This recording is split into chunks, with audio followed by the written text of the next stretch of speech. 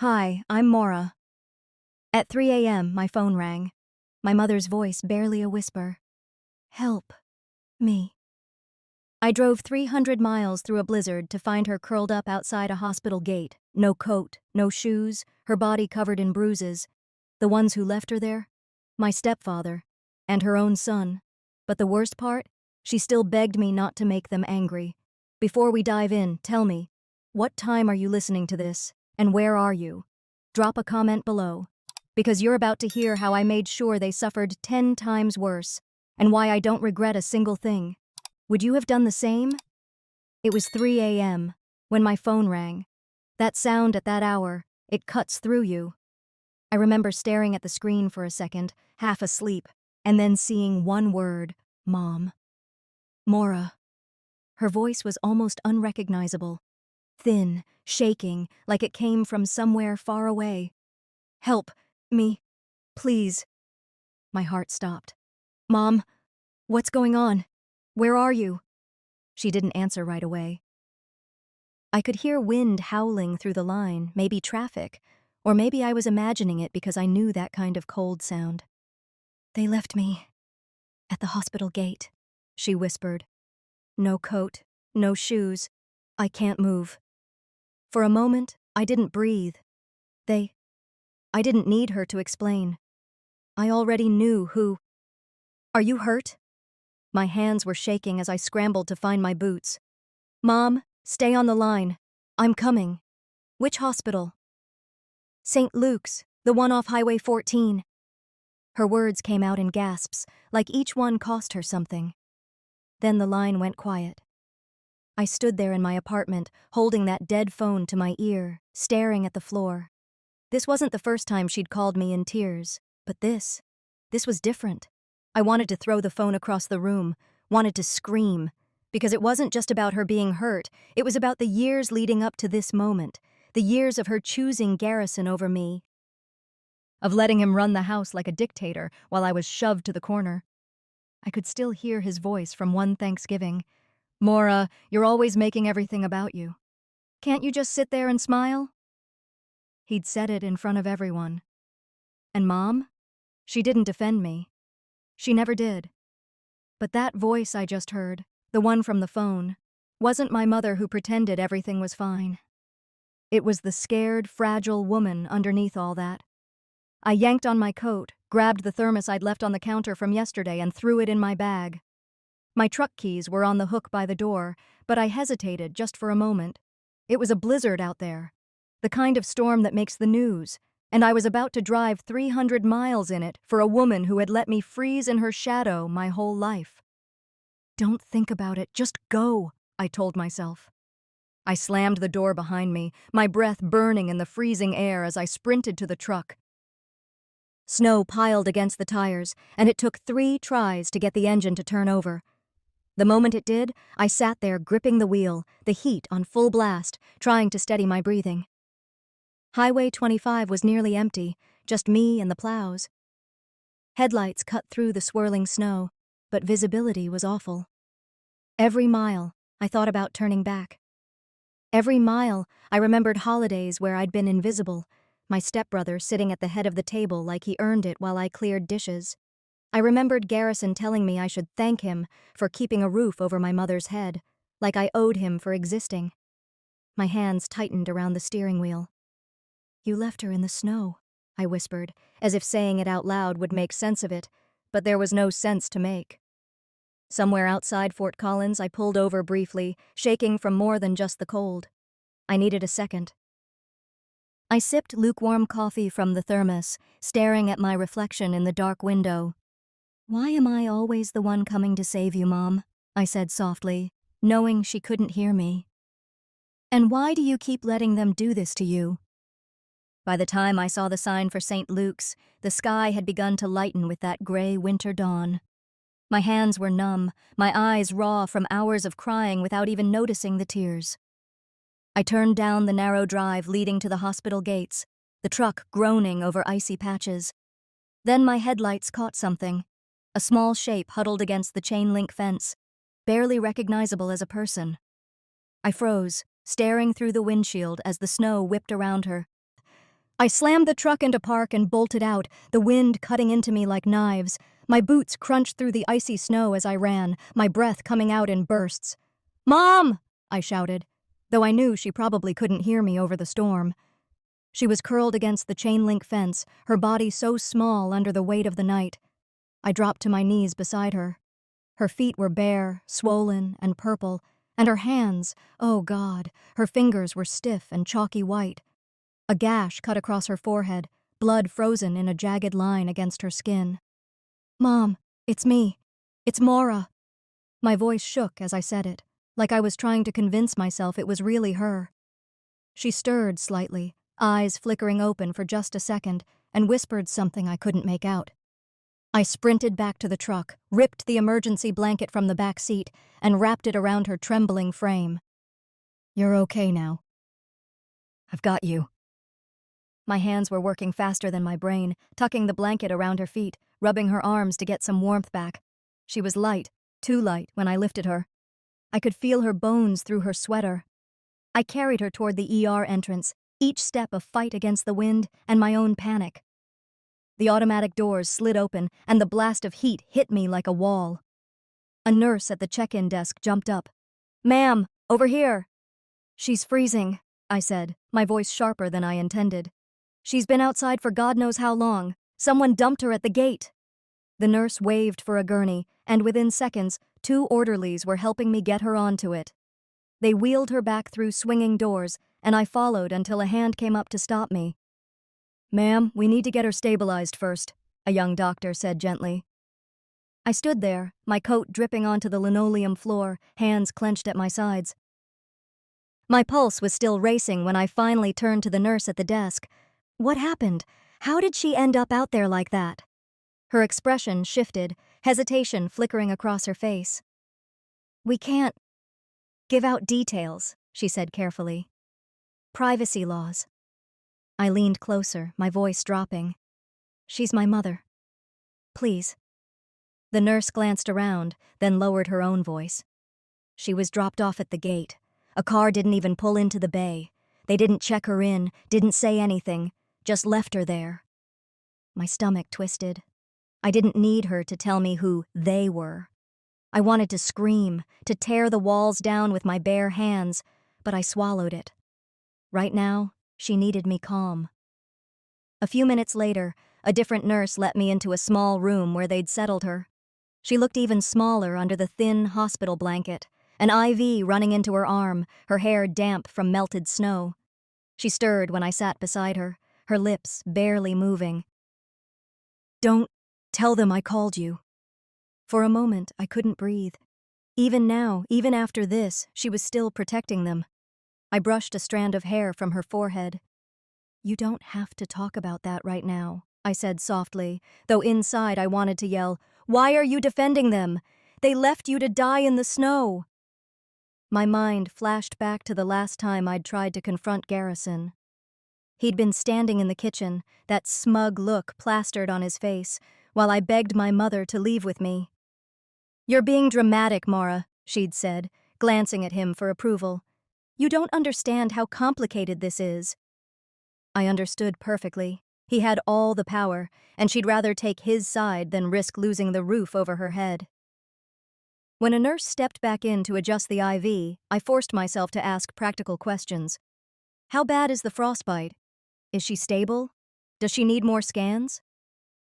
The answers came, clinical and calm, but they didn't soothe me. Eventually, I stepped out into the hallway, my phone buzzing in my pocket.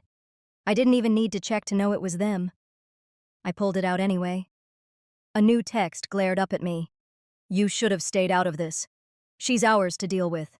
My fingers hovered over the screen, rage boiling under my skin. But instead of replying, I knew exactly what I had to do next. My fingers hovered over the screen, staring at Lyle's message, but instead of replying, I hit the power button, watching the phone go black. My heart was hammering so hard I thought I'd feel it in my throat. The ER hallway felt too small, too suffocating, so I stepped outside into the bitter air, letting the cold sting my face. It was almost dawn, a gray-pink light cutting through the fading storm. I signed the papers for an early discharge. The doctor gave me a long look, the kind that silently asked, "Are you sure you want to do this?" But I wasn't asking for permission. Delora needed to be somewhere safe, somewhere Garrison couldn't find her, or at least not easily. Back in the room, I found her curled up under the thin blanket, eyes half closed. "Mom, we're leaving," I said softly, adjusting the hood of her borrowed coat. She murmured something about being tired. I didn't tell her where we were going. I didn't need her arguing that she belonged with the man who left her to freeze. By the time I got her into the truck, the sky was a pale wash, the snow finally easing. I tucked her in with every blanket I had, adjusting the heater to blast her way. She drifted in and out, whispering fragments of apologies I couldn't bear to hear. It wasn't 5 minutes into the drive when my phone lit up with Garrison's name. I didn't want to answer, but I did. "Do you have any idea what you've just done?" His voice was sharp, controlled, the kind of tone that made me bristle even as a grown woman. "You mean saving my mother?" I said flatly, keeping my eyes on the empty road. "You've kidnapped her, Mora," he snapped. "You don't know what you're stepping into. You think you can just swoop in and take her away? You're making a mistake." My grip tightened on the steering wheel. "Leaving her outside a hospital in a snowstorm was your mistake." There was a pause, then a low laugh. "You don't understand how this works. She's my wife. You've crossed a line." I hung up before he could say anything else. My hands were trembling, and I hated that he still had that effect on me. Even after all these years, his voice could make me feel like the scared, silenced kid who didn't belong in her own home. The miles dragged on, and the truck's cabin filled with an oppressive quiet. My mother's breathing was shallow but steady beside me. I couldn't stop glancing at her hands, the bruises around her wrists that no one could explain. These weren't from a fall. Someone had grabbed her. Hard. I thought back to when it all started. Garrison had a way of seeping into our lives slowly. At first he seemed generous, attentive.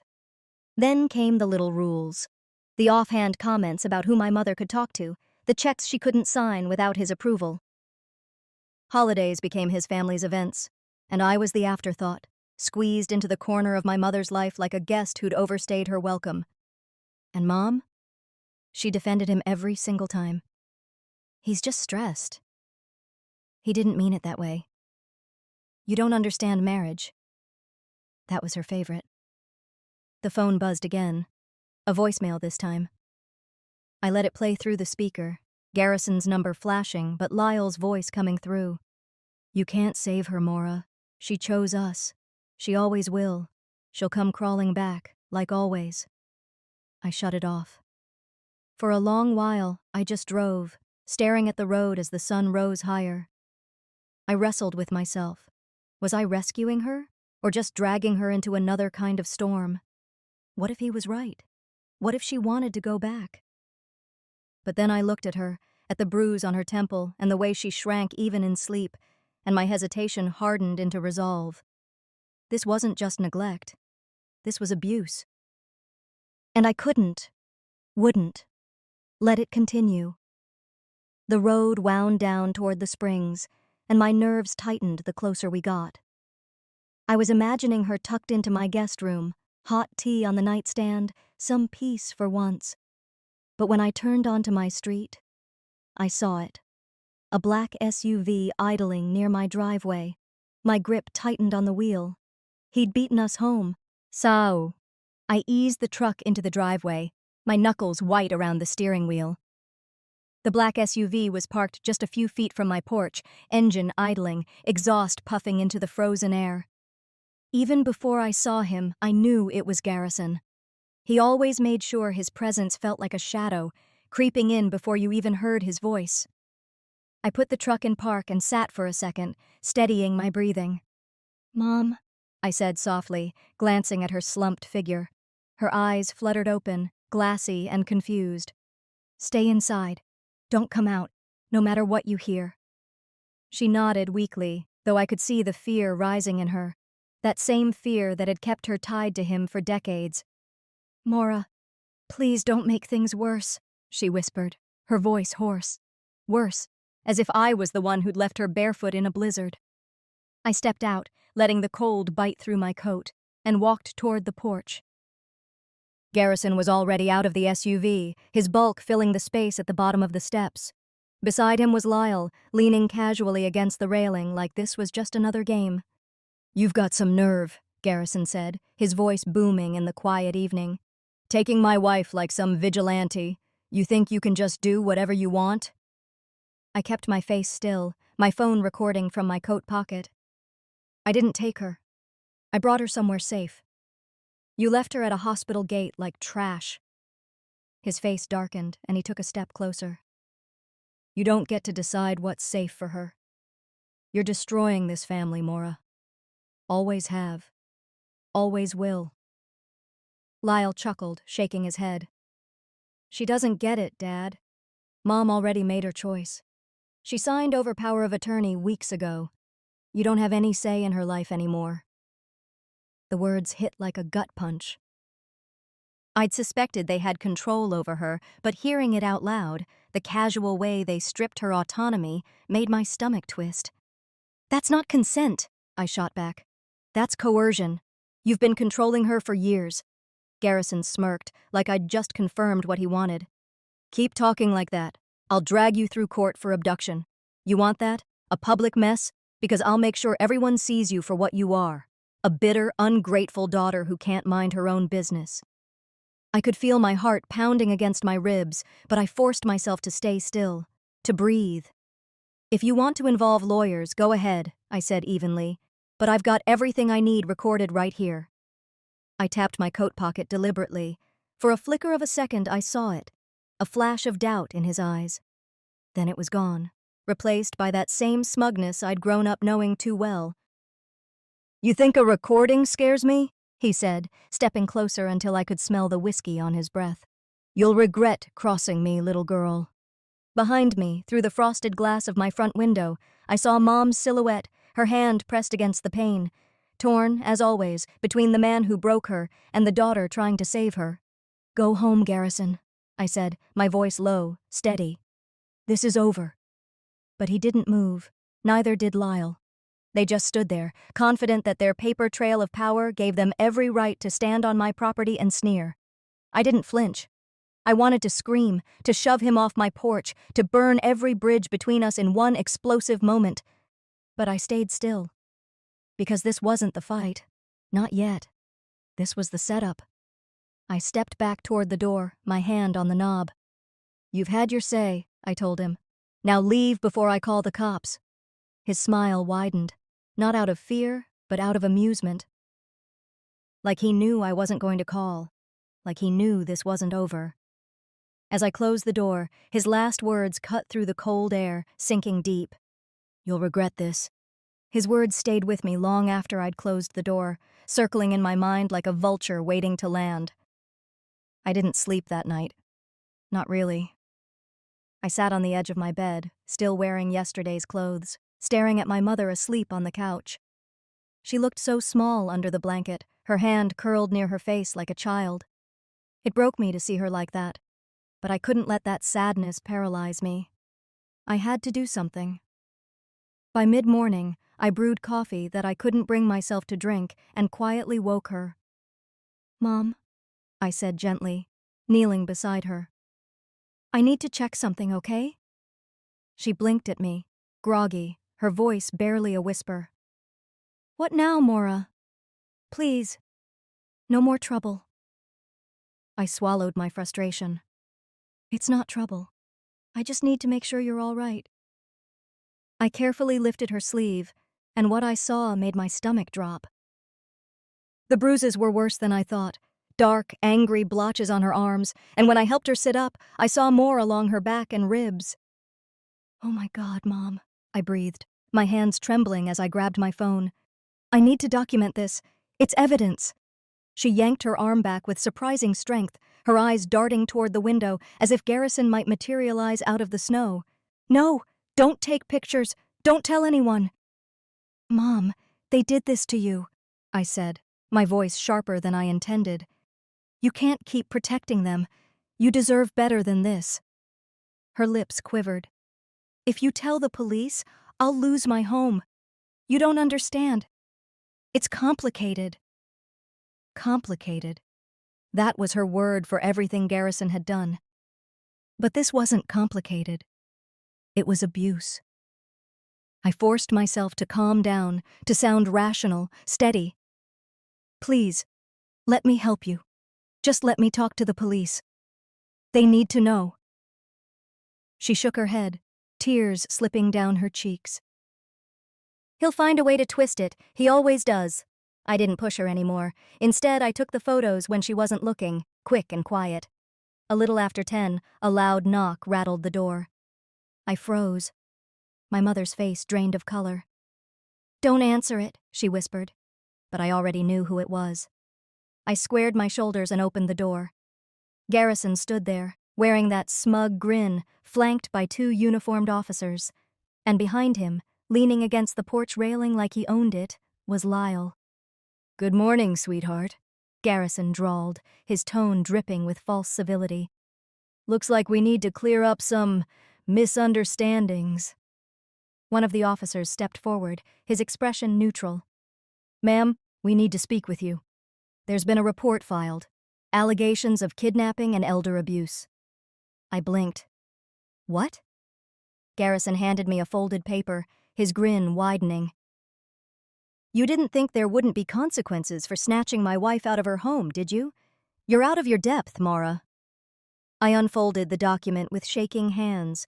A temporary restraining order. I wasn't allowed to interfere with Garrison's guardianship over my mother. My mother. You've got to be kidding me, I said, my voice cracking. She's standing right there. Look at her. You think she's safe with him? Delora hovered behind me, wringing her hands, unable to meet my gaze. Mara, please, just let it go. One of the officers, a tall man with a calm demeanor, pulled me aside. Ma'am, I'm Detective Harris, he said quietly. If you want this to stick, get legal help. And fast. There's only so much we can do if she won't make a statement. I nodded numbly, my mind spinning as Garrison's words echoed in the back of my head. You'll regret crossing me. He turned to leave, tossing one last barb over his shoulder. Take care, Mara. Don't make this worse for her than it already is. Lyle laughed under his breath as they walked away. When the door closed, I leaned against it, staring at the paper in my hand. It felt like the walls were closing in. I couldn't breathe. For a long moment, I just stood there, listening to the sound of my mother's shallow breaths in the next room. I whispered to myself, barely audible. If the system won't save her, I'll have to do it my way. That night, I didn't sleep. I sat at the kitchen table, my laptop glowing in the dark, the sound of the refrigerator humming like some reminder of normalcy that no longer existed in this house. I wasn't panicking anymore. The fear had settled into something sharper, colder. My hands moved over the keyboard, pulling up legal articles, survivor forums, anything I could find about elder abuse laws and guardianship fraud. The clock crept toward 3 a.m. But I couldn't stop. Every click felt like I was clawing back a piece of control. Garrison thought his restraining order had me cornered. Lyle probably thought spreading his lies about me being unstable in town would silence me. But all they did was make me realize I'd been playing defense when I needed to be building my offense. At dawn, I left a note for my mom. I'll be back soon. Don't answer the door for anyone. She didn't stir, still curled up on the couch like she was trying to make herself disappear. Seeing her like that fueled me. By 9 a.m., I was sitting in a small office downtown, staring at a stack of certificates behind the man who would hopefully help me turn this around. His name was Daniel Price, a lawyer who specialized in elder law. He didn't waste words. He listened, nodded slowly, then asked for every document I had. The restraining order, photos of my mom's bruises, even the text Lyle sent me. You're right to be concerned, he said after skimming through them. But here's the thing. We don't take on people like Garrison head-on. Men like him rely on intimidation and loopholes. We dismantle them piece by piece, quietly. His calmness was both unsettling and comforting. He forged her into this guardianship, I said. tapping the order with my finger. I know it. Then that's where we start, he replied. I'll look into the paperwork. If there's fraud, we'll find it. He handed me his card. Stay quiet for now. Don't engage with him or Lyle. Document everything. You let me worry about the legal side. On my way home, Detective Harris called. Maura, he said in that steady voice of his. People like him make mistakes when they think they've already won. Watch for them. Record everything. I got home and found my mom awake, sitting at the kitchen table staring at her phone like it held her soul. Mom, I said, trying to keep my voice gentle. Do you still have voicemails from Garrison? She flinched. Why? Because we need proof, I said. Something undeniable. She hesitated but slid the phone across the table. There's one from last week, she whispered. Don't play it out loud. I put in my earbuds and hit play. His voice came through, slurred and ugly. You think you can embarrass me, Delora? I left you out there to freeze for a reason. You don't sign those papers, you can rot. My stomach nodded. It wasn't just evidence. It was a confession. I looked up at her, but she wouldn't meet my eyes. Mom, do you hear what he said? This can change everything. She pressed her palms together, trembling. Please, Maura, don't make this worse. You don't know what he's capable of. I leaned closer, lowering my voice. I do. And that's exactly why I can't let this go. She shook her head, retreating back into herself. I can't fight him. He'll destroy us. It hit me then. She wasn't coming with me on this. Not emotionally. Maybe not ever. This battle wasn't hers. It was mine. That night, I sat alone in my kitchen again, playing that voicemail over and over until his words carved themselves into my brain. Every repetition strengthened my resolve.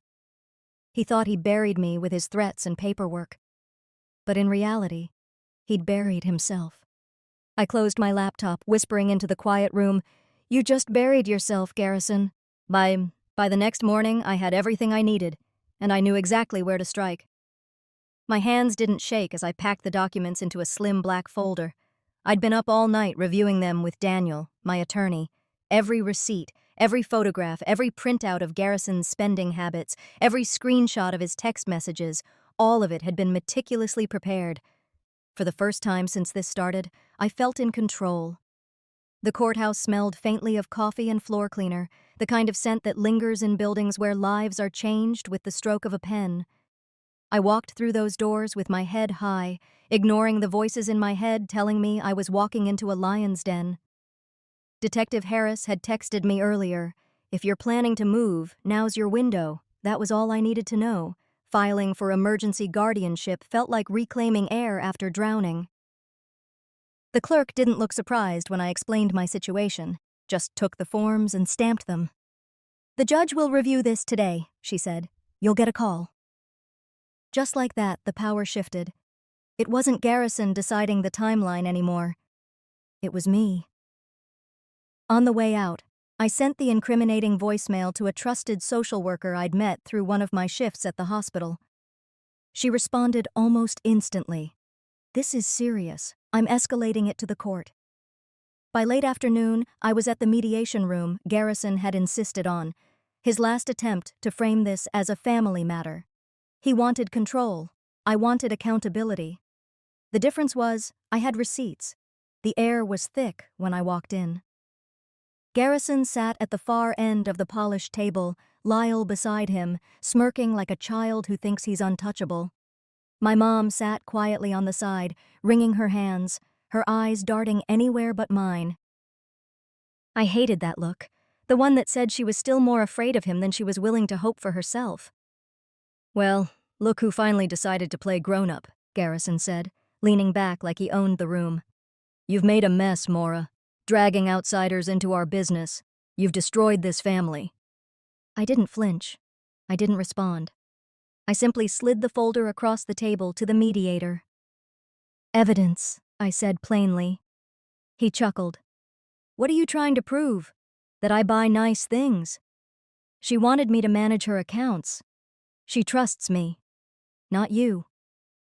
The mediator's expression didn't change as she opened the folder, revealing photographs of bruises on my mother's arms and financial statements highlighting thousands of dollars in withdrawals for luxury purchases, all from my mother's accounts. "Mr. Reed," she said, voice neutral, "can you explain these?"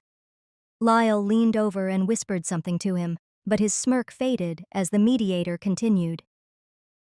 Before Garrison could respond, the door opened.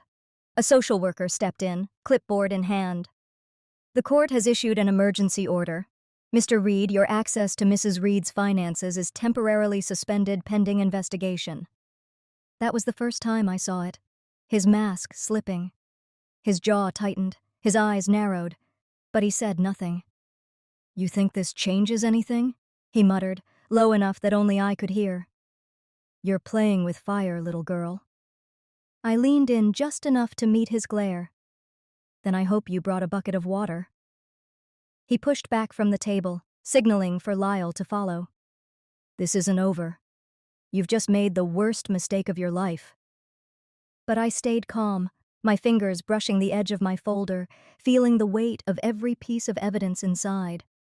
He didn't know it yet, but I wasn't done. Not even close. As they stormed out, my mom finally looked at me. Her lips trembled like she wanted to say something, an apology, maybe gratitude, but nothing came out. I put a hand on her shoulder. "It's okay, Mom. This is only the beginning." And as I walked out of that building, the cold wind cutting across my face, I felt a steady fire in my chest. He thought this was my mistake. But what he didn't know was, I hadn't even played my final card. But what he didn't know was, I hadn't even played my final card. The courthouse was different that morning. It wasn't just the smell of old wood and stale coffee. It was the weight in the air, the kind of heaviness you feel when everyone in the room knows the outcome will change lives. I walked in with my mother by my side, her steps uncertain, but she didn't resist me this time. She kept her eyes low, avoiding the sight of Garrison and Lyle across the aisle. Detective Harris stood quietly near the back, his presence calm but deliberate. A quiet signal that someone was watching, in case this spiraled. Garrison sat like a king on his throne, smirk plastered on his face, his lawyer shuffling papers like they were holding a winning hand. "You ready to get embarrassed, little girl?" he whispered as I passed. I didn't answer. I didn't need to. The judge entered, and the session began. Garrison's lawyer rose first, voice smooth, dripping with false concern. "Your Honor, before we proceed, we need to address the mental stability of Ms. Reed." He held up a folder, shaking it for effect. "We've gathered documented concerns from multiple sources, showing erratic behavior, aggression, and unfit judgment. We believe she poses a danger to her mother." I didn't blink, but my stomach churned. They had fabricated everything. He was trying to strip me of credibility, turn me into the unstable one. The judge raised an eyebrow. "Do you have supporting evidence?" "Yes," the lawyer said, sliding the papers forward. "Statements and reports outlining Ms. Reed's recent conduct. Combined with her history of overstepping legal guardianship boundaries, this paints a clear picture." Garrison leaned back, hands folded across his stomach. "She's always been like this," he muttered loudly enough for the court to hear. "Always trying to ruin this family." For a moment, I let them sit with their confidence. I wanted them to think they were winning. Then I rose slowly, placing a small USB drive on the table in front of the judge. "Your Honor," I said, my voice steady, "before I respond to those accusations, I'd like to play an audio recording. It's the voice of the man who just claimed he's been protecting my mother." The judge nodded, and the bailiff set up the playback. Garrison shifted in his seat as his own voice filled the courtroom. Slurred words, dripping with contempt. "She wouldn't sign the papers, so I left her out there, let her freeze for a while. Maybe then she'd learn." A gasp rippled through the room. My mother covered her face, shoulders trembling. Even Lyle's smirk faltered, his bravado cracking like thin ice. "Mr. Reed," the judge said sharply, "is this your voice?" Garrison stammered. That's out of context. I was angry. I didn't give him the chance to spin it. There's no context where leaving a 62-year-old woman barefoot in a snowstorm outside a hospital is justified, I said, my voice rising. That wasn't protection. That was cruelty. Silence. No one dared speak. I wasn't done. And Your Honor, I continued, pulling another document from my folder. As of last week, I secured full financial guardianship of my mother. This, I held up the notarized papers, makes any previous claims by Mr. Reed null. He no longer has authority over her accounts, her care, or her home. The judge studied the document, then looked at Garrison. Did you know about this filing? He didn't answer. His face turned red, his composure crumbling. Effective immediately, the judge said. Mr. Reed is stripped of any financial or medical decision-making authority regarding Mrs. Reed. Furthermore, the court will open a full investigation into possible elder abuse and financial exploitation. The words hit him like a gavel to the chest. Garrison slammed his hands on the table, standing abruptly. This isn't over, he snarled, pointing a shaking finger at me. You'll regret this, Maura. I promise you that. Detective Harris stepped forward, hand near his belt, ready if Garrison crossed the line. But I didn't flinch. For the first time in years, his words didn't scare me. But for the first time in years, I knew. His words didn't scare me anymore. Weeks later, the snow fell again, thick and unrelenting. But this time, I wasn't white-knuckling my steering wheel in the middle of a blizzard. I was home. Vermont had become more than just a refuge. It was ours now, mine and my mother's. The cabin smelled of cedar and fresh bread, the heat from the fireplace spreading a soft warmth through every room. I stood by the window, watching flakes drift lazily down to the frozen ground, a scene that felt strangely like a mirror of the night everything had changed. Only now, there was no fear. Delora was sitting by the fire, wrapped in one of my quilts, her hands resting in her lap. She still carried the quietness of someone recovering from years of being diminished. But there was something new in her posture, a fragile dignity. She looked up at me when I came over and managed a small smile. You're quiet, she said softly, her voice still carrying the hesitance of someone who spent a lifetime measuring every word. I was just thinking, I replied, settling into the chair beside her. About that night, the drive. How much of it was about saving you, and how much of it was about saving me. Her eyes glistened. For the first time, she didn't try to deflect or dismiss my words. Instead, she reached for my hand, her touch tentative. You shouldn't have had to save me, she whispered. But I'm glad you did. We sat in silence for a moment, the kind that wasn't uncomfortable, just full. Then she said, There's something I need to give you. She leaned forward, pulling a small envelope from between the pages of an old book resting on the side table. I wrote this after the hospital. I didn't know if I'd ever have the courage to say it out loud. I opened it slowly. Inside was a letter, written in her careful handwriting. As I read, my chest tightened. She wrote about the years she'd spent excusing Garrison's cruelty, convincing herself it was easier to keep the peace than to fight. She apologized for choosing silence over me, for letting me feel like the unwanted one. I knew you saw through it all, the letter said. But I didn't want to see myself the way you did, as weak. I let him convince me that keeping my head down was survival. I see now that I was only disappearing. By the time I finished, tears blurred the page. I folded it gently and set it on my lap. Thank you, I said simply. Her lips trembled. You were the only one who didn't give up on me, Maura. Even when I gave up on myself. I stood, walked to the coat rack by the door, and took down the scarf. The same old one from that night. The one that had been crusted with ice when I wrapped it around her shoulders outside the hospital gate. I draped it over her now, the fabric worn but warm. This doesn't mean what it did back then, I told her. It's not about you being broken or abandoned. It's about you being safe. Here. With me. Her breath hitched, and for the first time she let herself cry. Later, after dinner, I stepped outside. The air was sharp, filling my lungs with that particular sting only winter in Vermont can bring. The cabin glowed behind me, a beacon in the night. I thought about Garrison, about Lyle. He had withdrawn all his legal actions without a word.